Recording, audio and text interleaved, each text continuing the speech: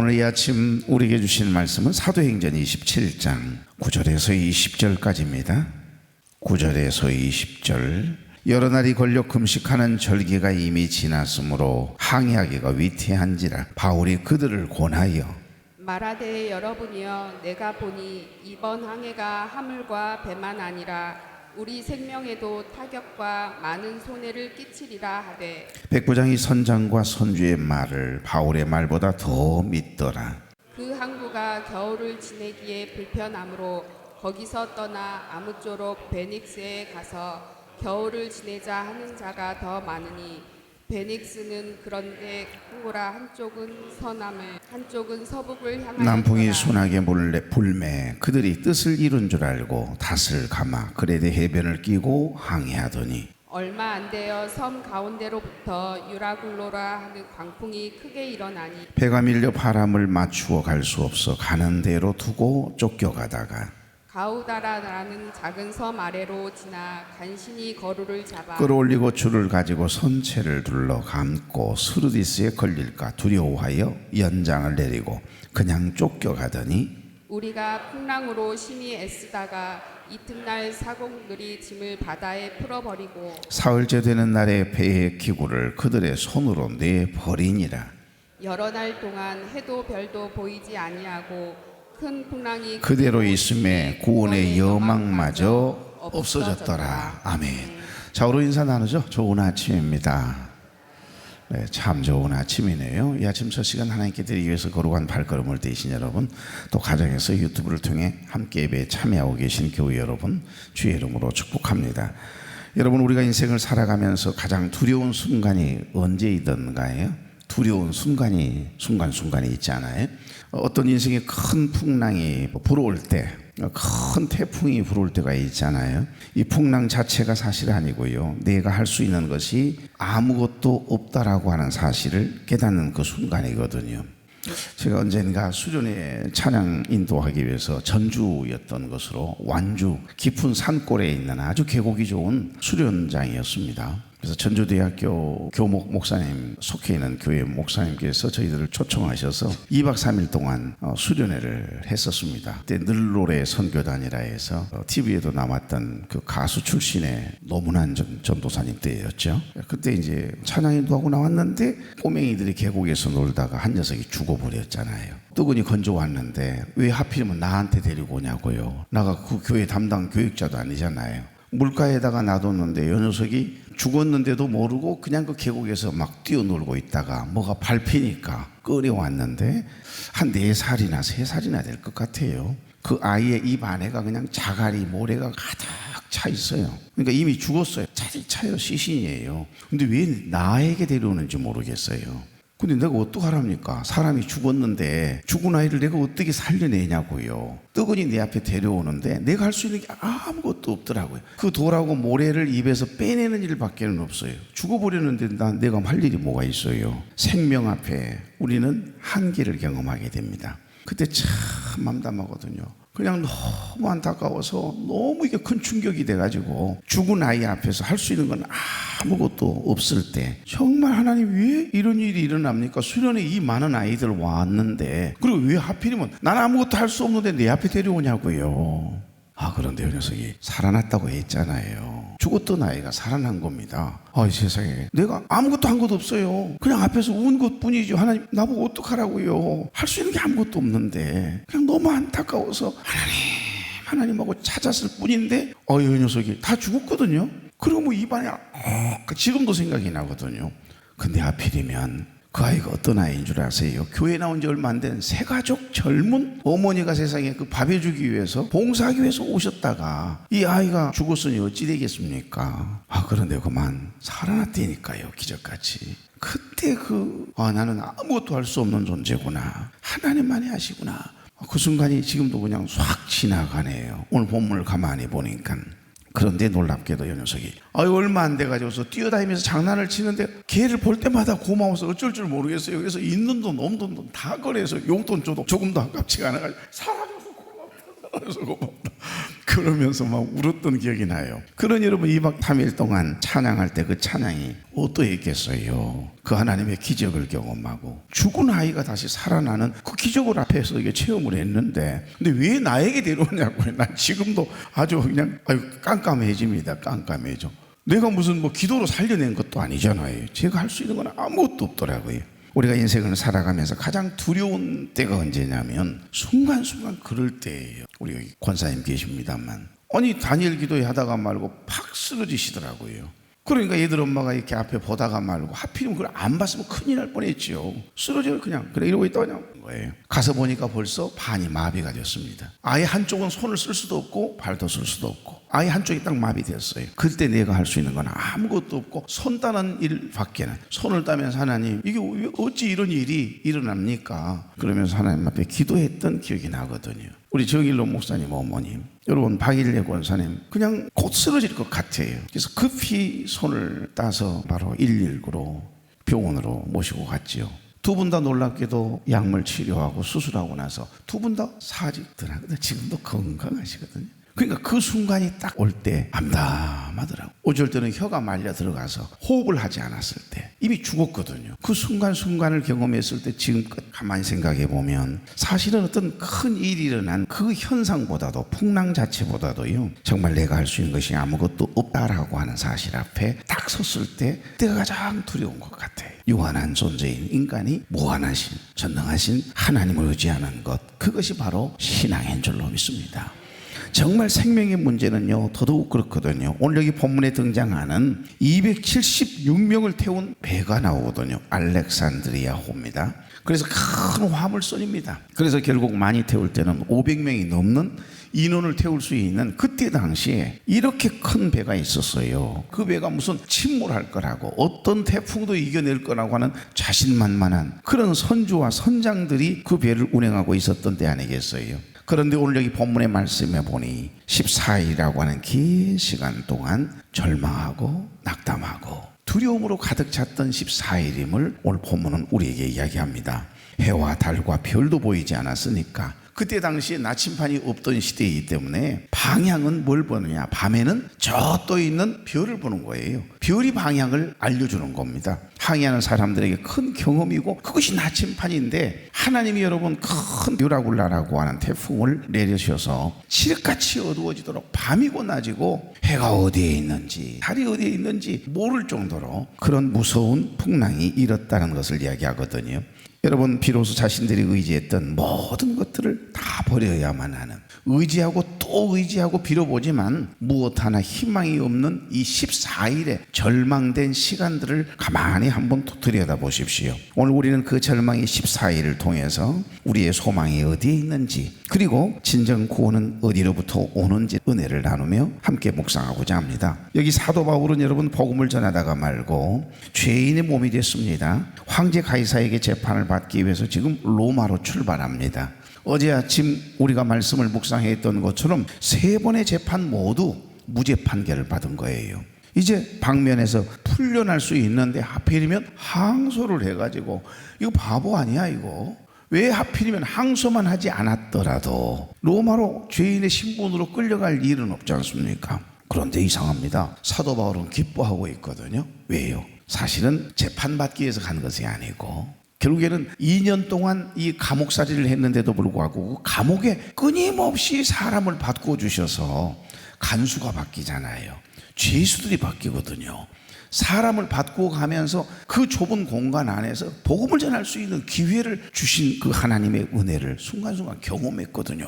안전해요. 도망칠 수도 없어요. 하루 종일 그 감옥살이를 하면서 여러분 한 사람 한 사람 바울에게 다가와서 상담도 하고 위로도 받고 그러면서 전하는 그 복음이 솔솔했던가 봐요. 그 조금도 인연이 지루하지 않고 생명의 말씀을, 복음을 전한다라고 하는 것, 부활하신 주님을 만난 그 경험을, 간증을 한 사람 한 사람에게 전할 때마다 놀라운 기적과 같은 역사가 일어났거든요. 그러니까 실은 로마로 지금 죄인된 신분으로 가고 있지만은 죄값을 받으려고, 재판을 받으려고 하는 것 아니에요. 로마에 가서 복음을 전하고 싶은 그 간절한 소망이 이루어지고 있는 순간이거든요. 자, 오늘 여기 다른 죄수 몇 사람과 함께 율료라고 하는 백부장의 지휘하에 배를 타고 있는 사도 바울의 모습이 나옵니다. 그토록 갈망했던 로마로의 전도 여행이 시작이 된 거죠. 바울은 기도하는 사람이었기 때문에 하나님의 뜻을 묻고 또 묻고 그러지 않겠어요? 하나님, 내가 지금 로마로 가는 것이 하나님의 뜻입니까? 아닙니까? 에서부터. 근데 하나님께서 너를 내가 반드시 로마로 보낼 거다라고 하는 환상을 통해서 분명한 응답을 주셨잖아요. 그러니까 주님의 뜻을 묻고 이곳에 더 정박했다가 출항해야지. 뭔가 하나님께서 주시는 마음, 영적인 그 느낌은 안 좋아요. 불길하거든요. 그러니까 여러분, 내가 보니 이번 항해가 화물과 배만 아니라 우리 생명에도 큰 타격과 많은 손해를 끼치게 될 것 같습니다. 지금은 배를 운항해서는 안 되는 때입니다.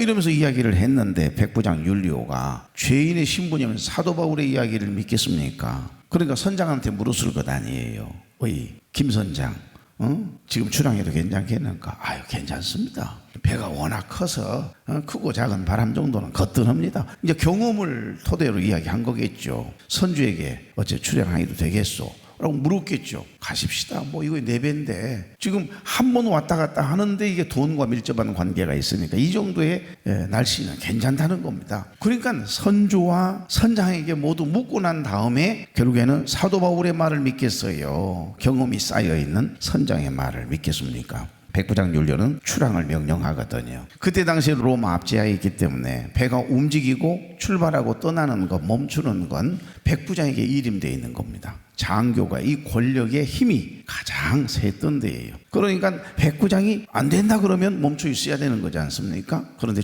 출항을 명령해요. 자, 이유를 오늘 본문은 이야기합니다. 첫째, 어떤 이유죠? 11절 다 같이. 백부장이 선장과 선주의 말을 바울의 말보다 더 믿도다. 설명하지 않겠습니다. 그도 그럴 것이 어느 누가 죄인의 신분인 바울의 말을 믿겠습니까? 자, 두 번째 이유 12절에 보시면 겨울을 지내기에 불편함으로 그렇게 말씀하네요. 그 항구가 겨울을 지내기에 불편함으로 이것 또한 설명할 필요 없겠죠. 세 번째 이유 12절에 또 나와요. 베닉스에 가서 겨울을 지내자 하는 자가 더 많으니 이렇게 되어 있네요. 결국 그들은 눈에 보이는 현실적인 판단, 다수의 의견을 따라서 출항을 강행한 겁니다. 이것이 우리 인간의 한계입니다.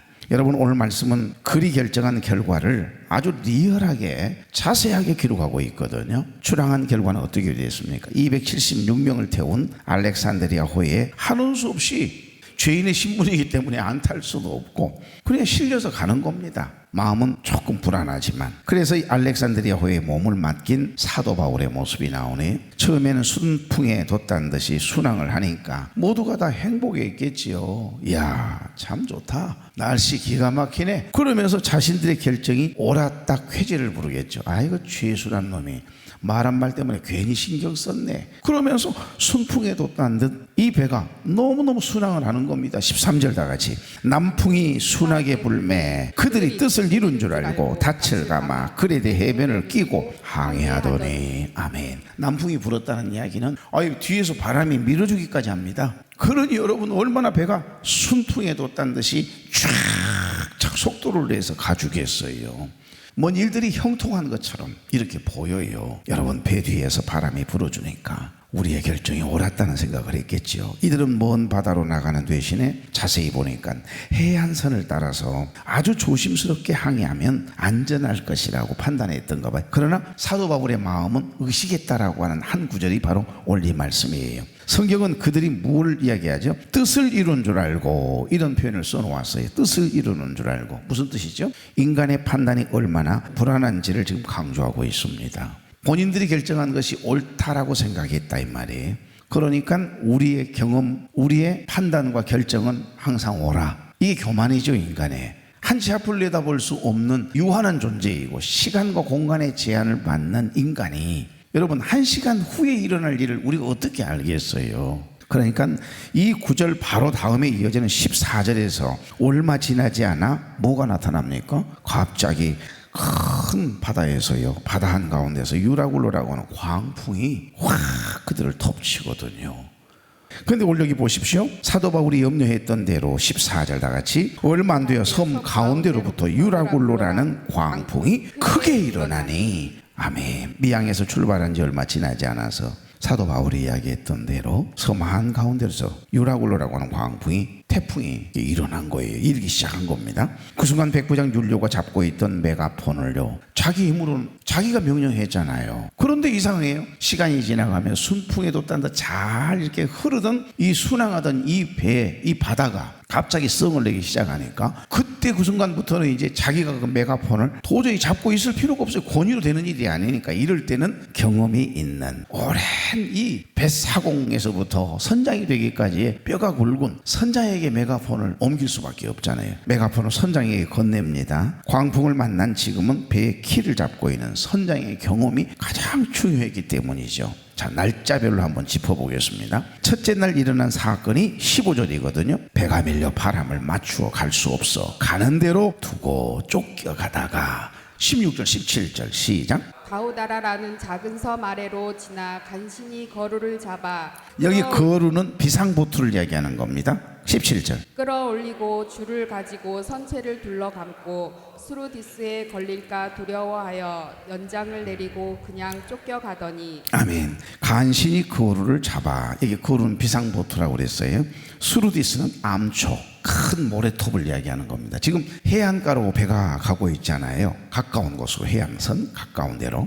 여기 거룩배 비상보트에는 물이 가득 차 있었고 폭풍은 여전히 몰아치고 있고, 그것을 끌어올리는 일은 쉬웠겠어요? 비상보트에 조그마한 배가 물이 가득 차 있는데 그걸 어떻게 끄집어 올립니까? 굉장히 어려운 상황이 지금 벌어지고 있어요. 그것을 끌어올리는 일은 결코 쉬운 일이 아니었을 것이 분명하고, 이 어려움을 표현하기 위해서 저자 누가는 7절에서와 같이 뭐라고 했어요? 간신히, 아주 간신히, 너무 어렵게 그걸 끄집어 올렸다 이 말입니다. 이 표현을 쓰고 있네요. 그러니까 276명을 태운 알렉산드리오가 출발했던 항구가 어디죠?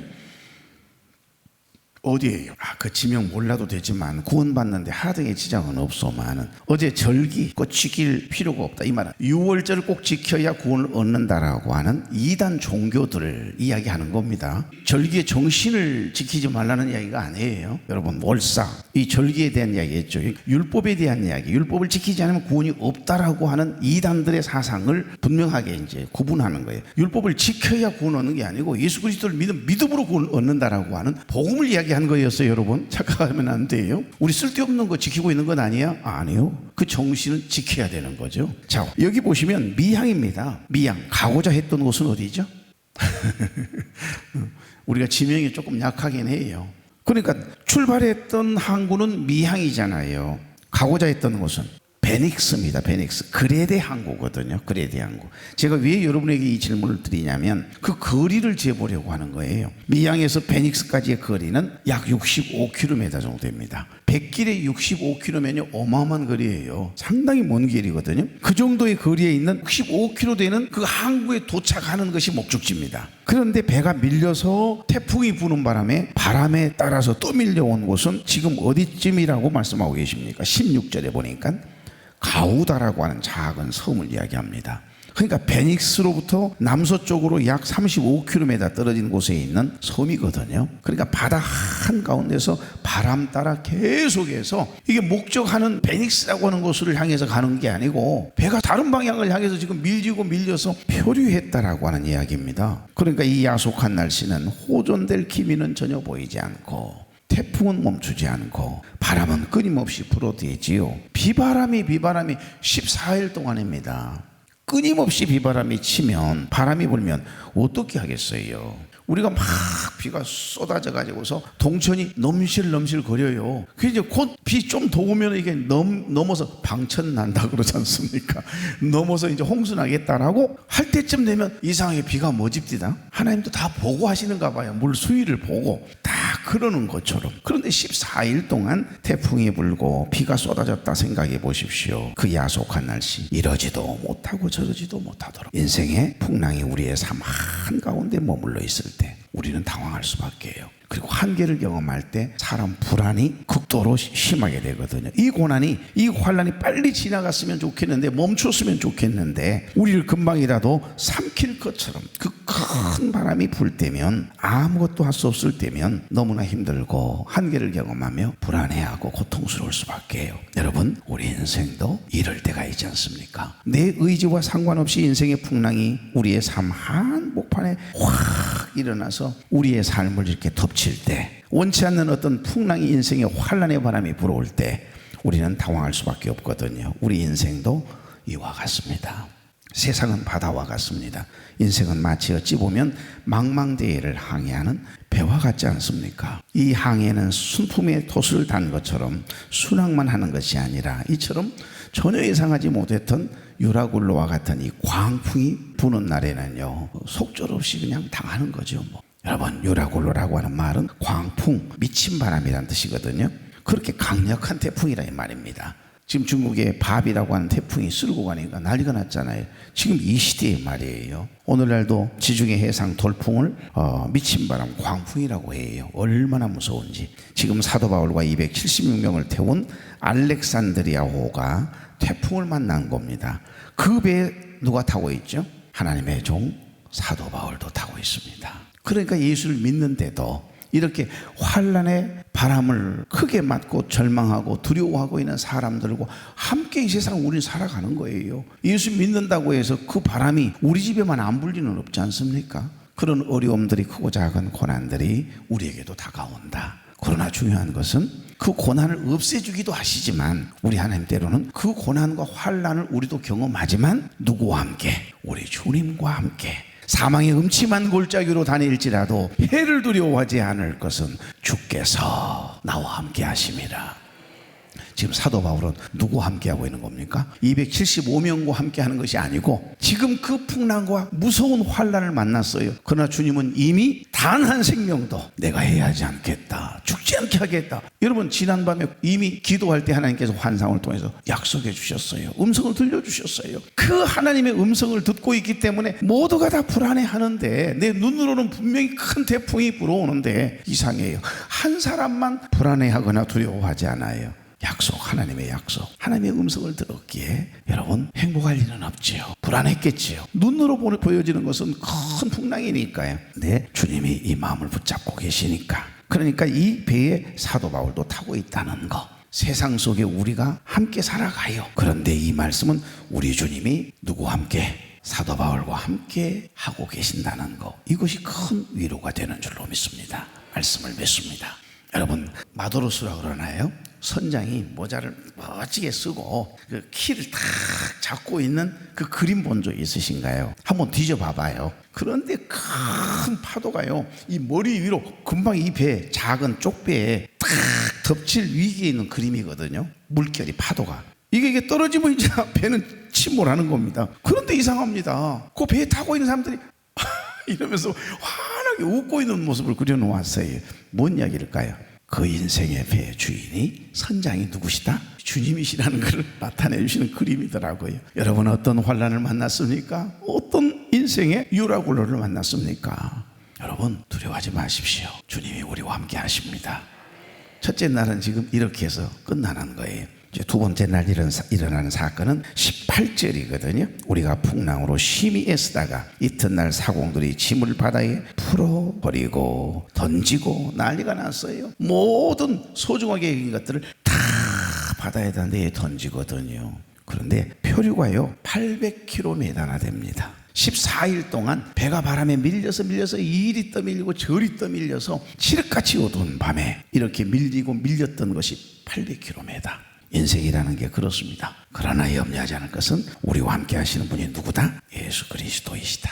그분과 오늘 동행하는 겁니다. 좋으신 하나님, 사랑하는 종들과 함께 하나님이 주신 복 있는 날을 시작합니다. 우리의 인생길에도 때로는 감당할 수 없는 유라굴로와 같은 광풍이 불어올 때가 있음을 믿습니다. 내 지혜와 경험과 그리고 의지하던 세상의 모든 물질이 아무런 힘을 발휘하지 못하고 구원의 여망마저 사라진 것 같은 그 절망의 자리가 역설적으로 우리가 하나님을 가장 가까이서 만날 수 있는 은혜의 자리임을 믿음의 눈으로 보게 하시니 감사합니다. 오늘 이 하루도 우리의 인생의 키를 우리 주님께서 직접 잡으시도록 온전히 맡겨드림이 있게 하옵소서. 그래서 목적하는 평안의 항구로, 소원의 항구로 우리를 인도해 가시는 그 주님의 은혜를 매 순간마다 경험하며 간증하는 바울과 같은 믿음, 바울과 같은 신앙, 바울과 같은 간증자가 되게 해 주시옵소서. 오늘도 원치 않는 질고로 인해서, 어려움의 문제로 인해 부르짖고 기도하는 종들의 기도를 들으시고 주의 피 묻은 손으로 만져주시고 종들의 간절한 소원을 담아 하나님 앞에 부르짖는 그 기도에 주님 응답해 주시옵소서. 그래서 닫혀있는 인생의 문이 열리게 하시고 답답했던 마음이 주님께서 주시는 환한 마음으로 바뀌게 하셔서 행복한 주님과의 동행을 이루는 복 있는 날 살아내도록 살아가는 종들을 축복해 주옵소서. 예수 그리스도의 이름으로 기도하옵나이다. 아멘.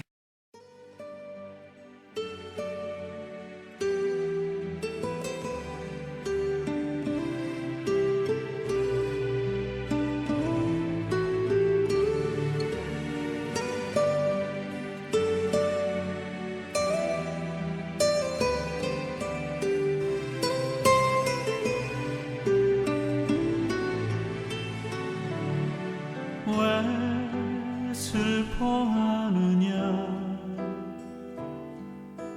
왜 걱정하느냐, 무얼 두려워하느냐, 아무 염려 말아라. 큰 어려움에도 그 아픔 있어도 이젠 아무 걱정하지 마. 내가 널 붙들어 주리. 내가 너와 항상 함께 하리라. 내가 너를 지키리라. 실망치 말고 나를 보아라. 나는 너의 하나님이라.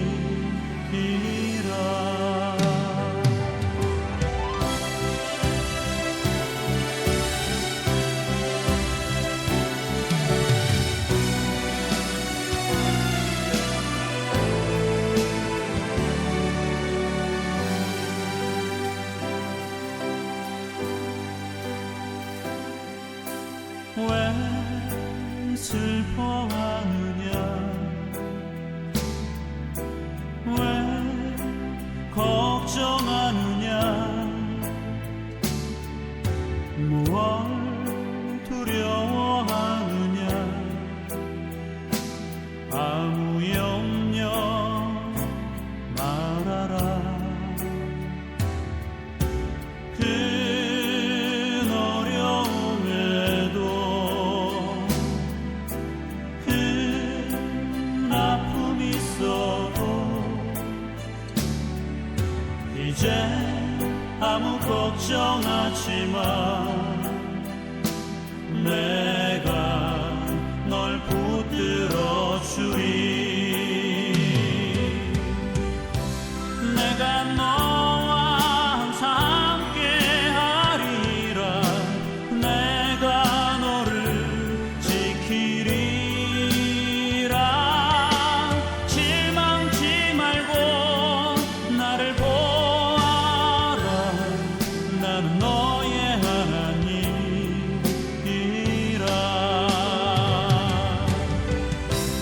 내가 너와 항상 함께 하리라. 내가 너를 지키리라. 실망치 말고 나를 보아라. 나는 너의 하나님이라. 실망치 말고 나를 보아라.